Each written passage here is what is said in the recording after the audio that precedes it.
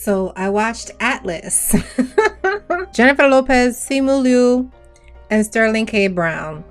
The new Netflix blockbuster #1 movie that they always remind you every 5 seconds you turn on Netflix is the #1 movie playing right now on the streaming app. Now read the description from IMDb. In a bleak sounding future, an AI soldier has determined that the only way to end war is to end humanity. And I find it funny that the synopsis of this movie is about an AI soldier that is barely in the movie. So Jennifer Lopez plays this scientist. I don't even know what she is. Some sort of scientist, AI tech specialist, genius person, right? She has had a lot of stuff going on in her life. She's very disheveled, very addicted to caffeine, and she is being called to go on this mission to try to save Earth from the bad AI people, mainly led by a rogue AI played by Simu Liu. Why is he in this movie? I have no idea. Why is he in this movie? I mean, we'll get to him later. But okay, so Jennifer Lopez, J-Lo, she's doing the tech thing. She's able to hack into another big bad AI that she kind of had a history with that they get into a little bit later, but it doesn't really pay off. But anyway, she hacks into his head. She's able to figure out a way to get him to admit where Simu's bad AI character Harlan is hiding out, because they somehow know that he's plotting to destroy humanity. So she has this magic chess piece that somehow is either like because it's magnetic or because she has some sort of like encrypted whatever in the chess piece. She sticks it onto the AI head that they were able to capture, and she scrambles him up, and that's the end of him. But not before she gets the information. So they go to the planet and they set her up with this military leader guy. Well, I wouldn't say military, like mech suit leader guy, played by Sterling K. Brown, who's an amazing actor. I mean, everybody in this movie can act. I'm not gonna like get on the hate on J-Lo bandwagon and just say she's a terrible actor. I don't think she's a terrible actor. I think she's a good enough actor. I think she's decent. From what I've seen her in. I've seen her in that Made in New York or Made in Manhattan, whatever that movie was, and I saw her in Anaconda.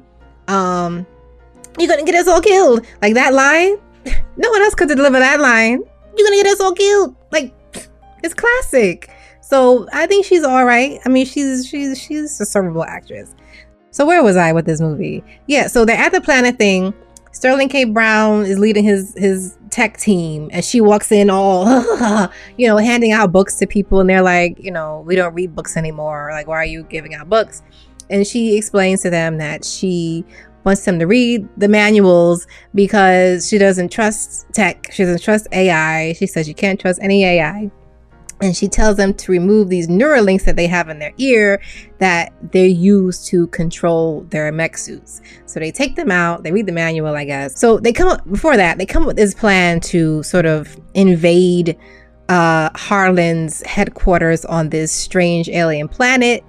And like, he's basically explaining that because of some electrical storm, it would cover their entry into the planet and they'll take them by surprise, and they'll defeat the AI. So little did they know, he was already onto them, and they couldn't even, before they even like got off the ship, before they even could make a U-turn and try to get into the planet, it's a wrap. It's blown up. All the mech suits are destroyed. They get attacked. So basically the only way J-Lo can survive is if she's placed into one of these suits and she gets sent down to the planet. So we don't know the fate of the other mech suit people. We don't know the fate of Sterling K. Brown's character. I don't remember his name. But she ends up on the planet inside the suit, which is like her worst nightmare, because she doesn't trust any AI, and the suit is run by AI. So then we get into this whole drawn out section, which I think is the whole point of the movie, which is her having this sort of, and it became a trend with movies like the one person, film where like you're basically like I Am Legend kind of situation where like you're in the suit and you're trying to survive on your own. But I think that what they were going for, they weren't able to do, because I don't know if it was just her acting. I mean, as I said, I think she's a decent actress. I just think the writing was just so weak. Like the first half of the movie, like actually the first 10 to 15 minutes of the movie are really promising. The CGI looked great. The images looked good. The story was getting somewhere. I was actually surprised to see that Simu Liu was in this movie. In the opening credits, they show a scene of his face. I was like, wait, is that? I didn't even know he was in it. But as soon as she actually ended up on the planet, it kind of fell apart for me. It kind of reminded me of the show with Katie Sackhoff. I think it was called Another Life, where she was basically just in this spaceship doing the one person, I have to adjust to space life or whatever by herself.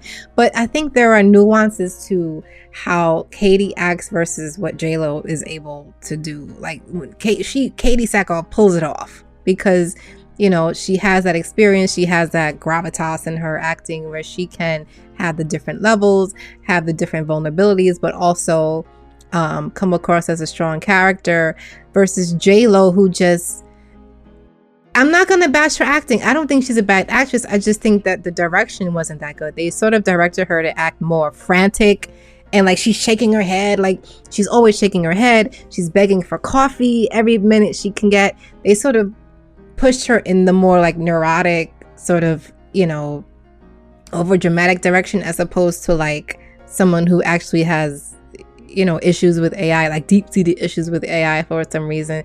And they get into the why she has issues with AI later on in the movie, which is because her mother was an AI scientist, and she developed all of this AI. She started this whole process going, and then they eventually turned on her. And ultimately her mother was blamed for everything that's been going on. So she has a distrust for it. And Simu Liu was actually in her house as some sort of babysitter or nanny. I don't even know what he was doing in her house, but he was sort of like her protector, and then he turned on her mother. And so that was that. So where was I at? So she's in the suit, and they have this long drawn out running gag with her not wanting to read the user manual, which is like a digital like initiation interface, which is just explaining how to use the suit. She doesn't want to do that.